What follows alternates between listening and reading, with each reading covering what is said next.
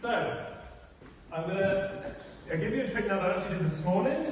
So one of the things that I do quite a lot is gospel magic and illusion for children. And we have Messy Church here this morning, which is fantastic, a really good turnout. And I want to do a little trick here, inspired by something that hopefully is very recognisable to a lot of you. A Rubik's Cube. Hopefully everyone knows what that is. Anyone here really good at Rubik's Cubes?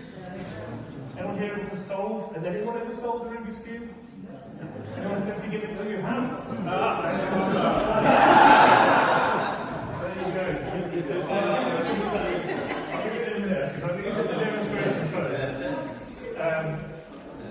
I use this as a demonstration to talk about us and sort of the beginning of the creation story and how we are quite messy.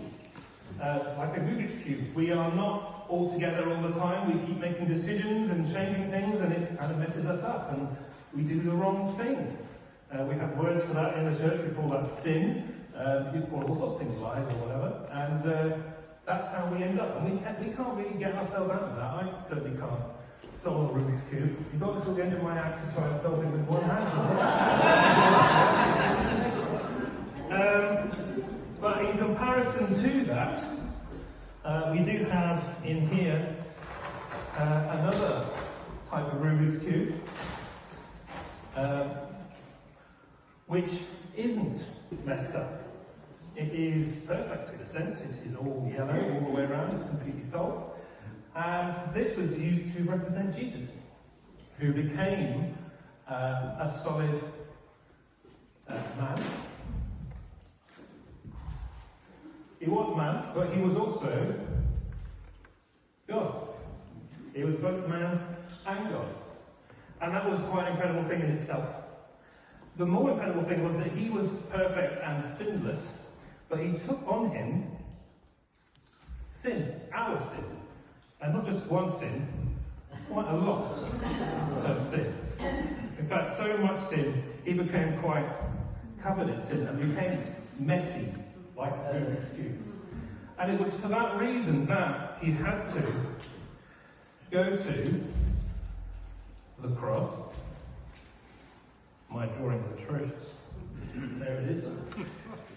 That was the reason why he took all of that sin on himself and took it to the cross and had to die, which we celebrated a few weeks ago on Good Friday.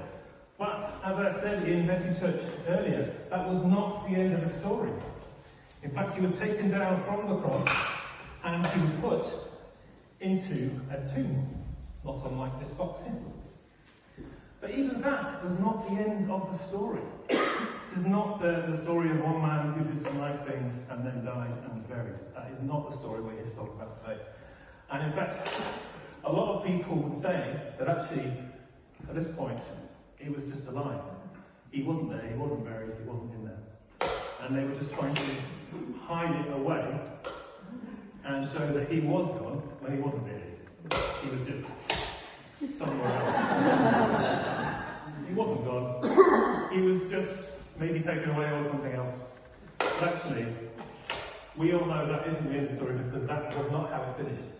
He did rise again, completely and utterly. When the disciples went there, the tomb was completely empty.